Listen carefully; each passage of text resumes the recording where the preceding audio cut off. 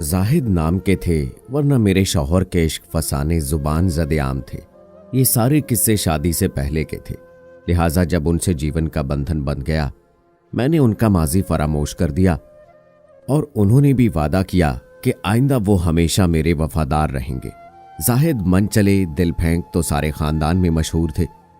हमारे भाई भी अम्मी से कुछ खदशात का इजहार करते रहे थे, लेकिन वालदा को अपना ये भांजा इस कदर प्यारा था कि सभी को झुटलाकर उन्होंने मेरी शादी उनसे कर दी। बचपन से खाला ने अम्मी से मुझे मांग लिया था, गोया मैं जाहिद के ठीकरे की मांग थी। भला यह रिश्ता कैसे छोड़ देते। तभी दादी और फूफी की 1000 मुखालफत के बावजूद मैं खाला की बहू बन गई। शादी से कबल बहुत कुछ जाहिद के बारे में सुन रखा था। तभी पहले दिन वादा लिया कि अब अगर आपने किसी से दिल लगी का खेल रचाया और मुझे खबर हो गई तो एक दिन इस घर में ना रहूंगी और हमेशा के लिए मैके चली जाऊंगी।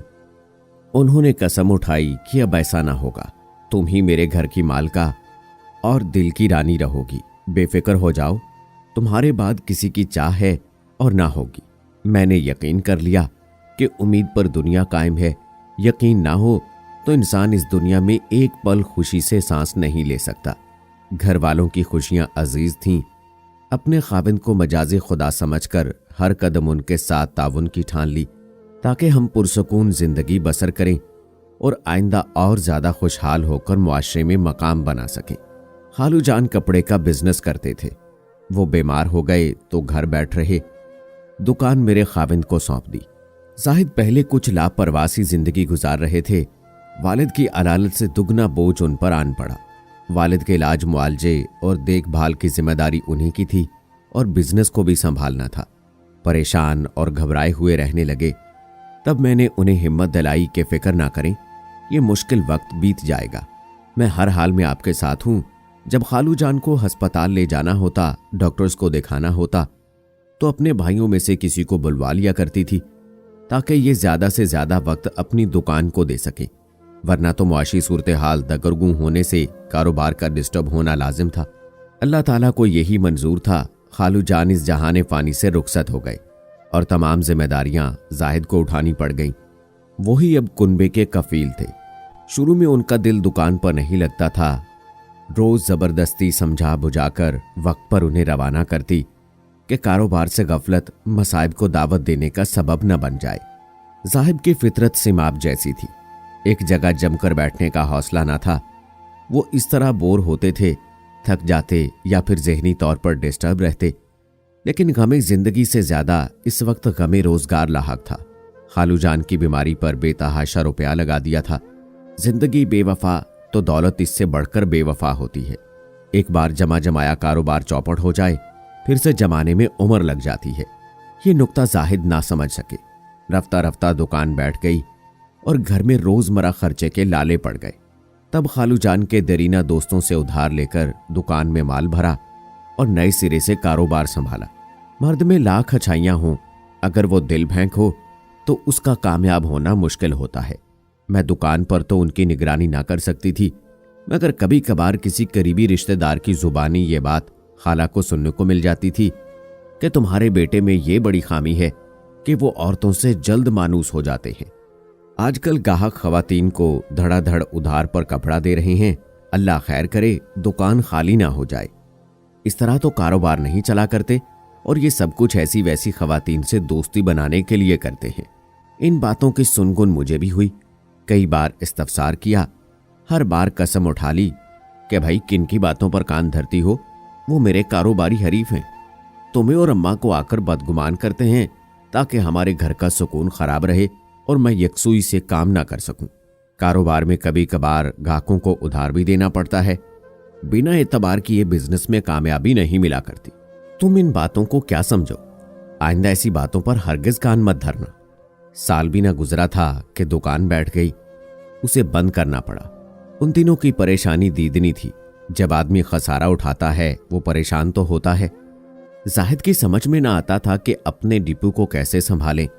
मैंने वालिद और भाइयों से बात की कि आप लोग कुछ सरमाए का बंदोबस्त कर दें, वरना हमारे घर की नैया चलने वाली नहीं, चूल्हा ठंडा ना हो जाए। जाहिद को कारोबार का ढंग आता नहीं है। सरमाया दिया तो वो डूब जाएगा। बेहतर है ये कहीं नौकरी कर ले। अपनों की तरफ से ऐसा मायूस कुन जवाब सुनकर मैं दिल गिरफ्ता मैके से लौट आई। उन्हीं दिनों जब वो अजहद माली परेशानी में घिरे थे, हमारे मोहल्ले में एक मालदार बेवा ने घर खरीद लिया। एक दिन वो हमसे मिलने आई तो अपना दुखड़ा ले बैठी।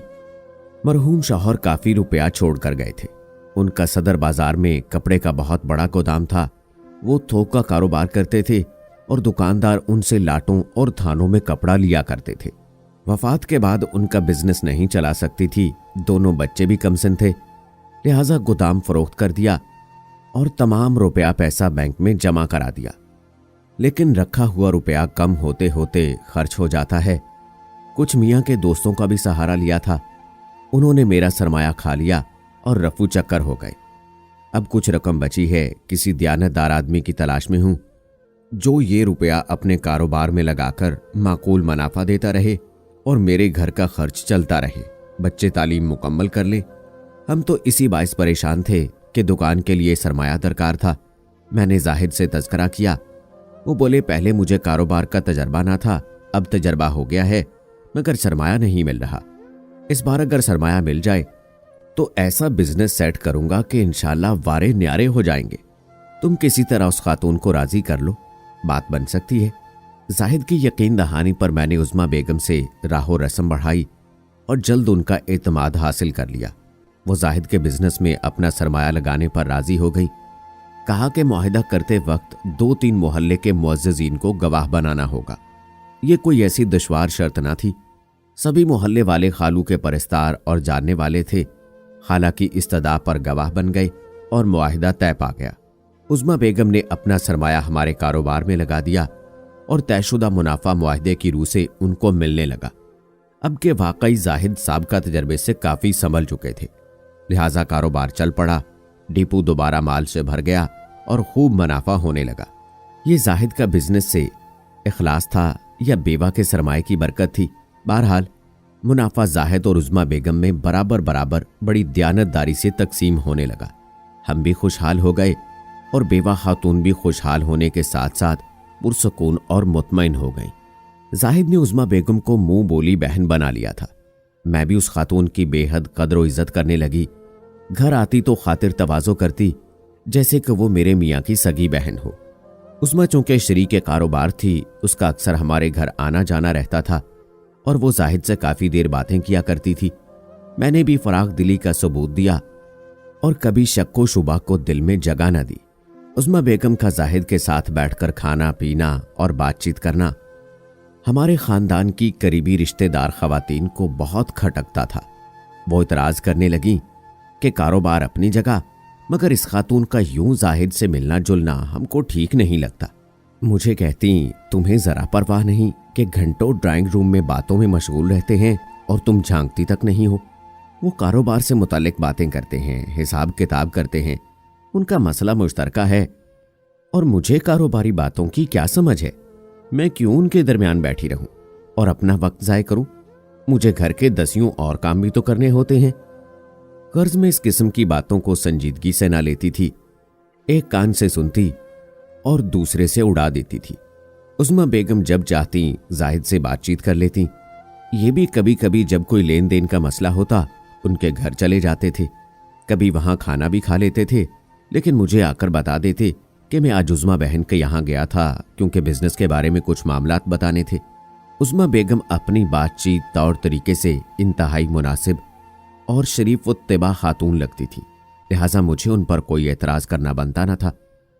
वही तो बुरे वक्त में आड़े आई थीं और फिर उनके हौसले की वजह से हमारे घर में खुशहाली आई थी, वरना आज हम कौड़ी कौड़ी के मोहताज हो चुके होते। गुर्बत और दौलत बड़ी चीज़ें हैं, इनकी वजह से बहुत से समझौते करने पड़ते हैं। बहरहाल जो बातें मेरी सास नंदों को नागवार गुजरती थीं, मैंने उनसे समझौता कर लिया था। हर छुट्टी के दिन उज़्मा बेगम आ जाती और मैं बिला तामल उनके लिए दोपहर का खाना खुसूसी तौर पर तैयार करती। वो शाम तक बैठती, शाम की चाय पर भी खासी तवाज़ो का एहतमाम करती कि हमारी बिजनेस पार्टनर थी, उनके बगैर कारोबार की तरक्की मुमकिन ना थी। उज़्मा बेगम जब भी आती अकेली ही आती, कभी अपनी बेटी और बेटे को हमरा ना लाती। हम कहते भी तो जवाब मिलता कि उन्होंने पढ़ाई करनी होती है, इम्तिहान दे लें तो ज़रूर ले आऊंगी। मैंने उनकी बेटी को सिर्फ एक बार देखा था।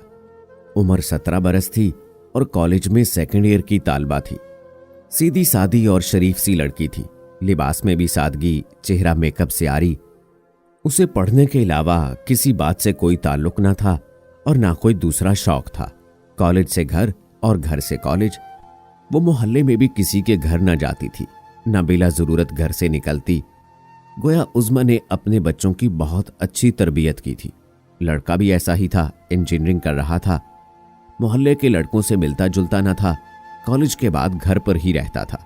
उज़्मा के बच्चों को अहले मोहल्ला अच्छी नज़र से देखते थे। इस कुनबे की तारीफ करते थे। वाकई ये शरीफ और इज्जतदार खानदान था। बेवा होकर भी उज़्मा ने अपने कुनबे की साख को संभाल कर रखा हुआ था। मेरी एक ननद की शादी हुई। उज़्मा शादी में आई, मगर उनकी बेटी किसी फंक्शन में ना आई। उन्होंने बताया जरी के पेपर्स हो रहे हैं, तभी नहीं आ सकी। इत्तफाक के बड़ी बहन की शादी के फौरन बाद मेरी छोटी ननद बीमार पड़ गई। उसे अस्पताल दाखिल कराना पड़ा। खाला बेटी के हमरा अस्पताल में थी। ये इतवार का दिन था। उस रोज जाहिद घर पर थे। मैंने कहा कि फरीहा को देखने जाना है, कुछ सूप वगैरह भी ले जाना है। बोले चलो तुमको अस्पताल लिए चलता हूं, घंटा भर बाद आकर ले जाऊंगा, तब तक तुम फरीहा के पास रहना। मुझे भी ये मुनासिब लगा कि थोड़ा सा वक्त अपनी ननद की अयादत में गुजारूं और खाला इस दौरान आराम कर ले। जाहिद मुझे अस्पताल छोड़कर आ गए। कहा करीबी एक दोस्त का घर है, उससे बिजनेस से मुतल्लिक कुछ काम है, अभी वापस आता हूं। उन्होंने खाला को भी साथ ना लिया। काफी वक्त बीत गया, वो ना लौटे। खाला को तशवीश हुई, कहने लगी बहू शाम होने वाली है। जाहिद ने फोन भी नहीं उठाया। तुम ऐसा करो कि रिक्शा करके घर चली जाओ और उसे यहां भेज दो। जाहिद ने डॉक्टर से फरीहा के बारे में कुछ बात करनी है, रिपोर्ट्स भी उठानी है। मुझे फिक्र हो रही थी कि जाहिद को गए हुए 5 घंटे हो गए थे, क्यों नहीं लौटे, अल्लाह खैर करे। दुआएं पढ़ती घर पहुंची। बैरूनी दरवाजा खुला हुआ था। बरामदे में जूते उतारे ताकि कमरे का कालीन खराब ना हो। नंगे पांव चलती अपने कमरे की तरफ गई। जाहिद की किसी खातून के साथ बातें करने की आवाज आई। कदम ठिठक गए। रुककर बातों पर गौर करने लगी। छुपकर बातें सुनना बुरी बात है, लेकिन बीवियों की खसलत होती है कि शौहरों की जासूसी में लगी रहती हैं। ये जासूसी की आदत उनकी जिंदगी को जहन्नुम बना देती है। लेकिन कभी कभी ऐसा इंकशाफ होता है कि पैरों तले से जमीन निकल जाती है। मुझ पर भी उस रोज इस इंकशाफ से कयामत गुजर गई। उज़्मा बेगम अपनी बेटी की शादी जाहिद से करने के लिए कुछ शराइत तय कर रही थी। उन्होंने कहा देखो बेटा जाहिद, जरी उम्र में तुमसे काफी छोटी है। तुम्हारे इसरार पर उसे मैं सौतन पर देने चली हूं। इसके मुस्तकबिल के तहफ़्फ़ुज़ की जमानत तुमको देनी होगी। इसके लिए अलहदा मकान लोगे और उसके नाम पर खरीदोगे। वो सौतन के साथ नहीं रहेगी। बेशक तुम औलाद की खातिर दूसरी शादी करना चाहते हो और ये तुम्हारी मजबूरी भी है, लेकिन तुम्हारी शादी को अभी 5-6 बरस ही हुए हैं। खुदा चाहे तो औलाद भी हो सकती है। दूसरी शादी के बाद अगर पहली बीवी से औलाद हो गई तब मेरी बेटी का क्या होगा? तुम्हें जरी के लिए कारोबार में शराकत का मुआहदा करना होगा, क्योंकि सरमाया तो उसके बाप का ही लगा हुआ है। मेरा बेटा बेशक इंजीनियरिंग कर रहा है। अगर उसे माकूल मुलाजमत ना मिली तो उसके लिए भी दुकान में ही पार्टनरशिप की जगह निकालनी होगी। इसके सिवा मुझे और कुछ नहीं चाहिए। मुझे आपकी तमाम शराइत मंजूर हैं। आप बस हाँ कह दीजिए। मुझे औलाद की चाह है, अब ना हुई तो फिर कब होगी। मजीद देर नहीं चाहता। अपने कानों पर यकीन ना आया। या अल्लाह, ये मैं क्या सुन रही थी? क्या वाकई मर्द काबिल एतबार नहीं होते या इंसान ही काबिल एतबार नहीं होते? कभी कोई भी किसी मोड़ पर धोखा दे सकता है, रास्ता बदल सकता है। जाहिद ने मुझे कभी भी ना कहा था कि औलाद चाहिए। अगर ऐसी कोई आरजू दिल में छुपी थी तो अपनी वालदा से तो कभी इजहार किया होता। दरअसल उनको अब एक नौमर नई नवेली दुल्हन दरकार थी। दिल फेंक साहब का न जाने कब से उज़्मा बेगम के घर आना जाना लगा हुआ था और उनकी साहबजादी उनके दिल में समा गई थी। सारा मामला उनकी शराफत का अब समझ में आ गया। सख्त सदमे में खाला से जिक्र किया। वो बोली औलाद देने वाला खालिक है। तुम्हारे हर तरह के मेडिकल टेस्ट हो चुके हैं। डॉक्टर ने कह दिया है कि तुम किसी भी वक्त साहिबे औलाद हो सकती हो। अल्लाह ताला की रजा से हम और सब्र करेंगे। मैं जाहिद को तुम पर सौतन ला बैठाने की इजाजत हरगिज ना दूंगी। इस वाक़े को 2-4 रोज ही गुजरे थे कि मैं एक रोज बैठे बैठे बेहोश होकर गिर पड़ी। खाला फौरन अस्पताल ले गईं। लेडी डॉक्टर ने खाला को खुशखबरी सुना दी कि ये उम्मीद से हैं, मुबारक हो। खाला की तो खुशी से बाछें खिल गईं। बेटे को खूब लताड़ा, तुम तो दूसरी शादी करने चले थे औलाद की खातिर, लेकिन ये अल्लाह का शुक्र है कि औलाद की खुशी भी हमारी नज्जों से ही दे दी है। अब दूसरी शादी का खन्नास दिमाग से निकाल दो, वरना मैं उन उज़्मा बेगम की ऐसी खबर लूंगी कि उम्र भर याद रखेंगी। उस रोज के बाद उज़्मा बेगम ने हमारे घर आना छोड़ दिया और अपनी बेटी की भी झटपट शादी रिश्तेदारों में कहीं कर दी। यूं उन्होंने जाहिद मियाँ से जान छुड़ा ली। मैं और खाला आज तक उनके मशकूर हैं। अगर वो अपने इरादे से बाज ना आती तो आज मेरे पास नहीं बल्कि जाहिद साहब दूसरी बेगम के पहलू में होते। इस वाक़े को 10 बरस बीत चुके हैं। मैं 2 बेटों और 1 बेटी की खुशी देख चुकी हूँ। अल्लाह ताला सब्र करने वालों के साथ होता है।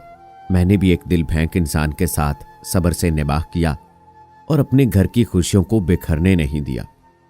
बताती चलूं कि उज़्मा बेगम ने कुछ अरसा बाद जाहिद के साथ मुआहदा ख़त्म कर दिया था और अपना सरमाया वापस ले लिया था। तब तक अल्लाह ताला ने हमारे कारोबार में इतनी बरकत दे दी थी कि हम खातून का सरमाया वापस करने के काबिल हो चुके थे।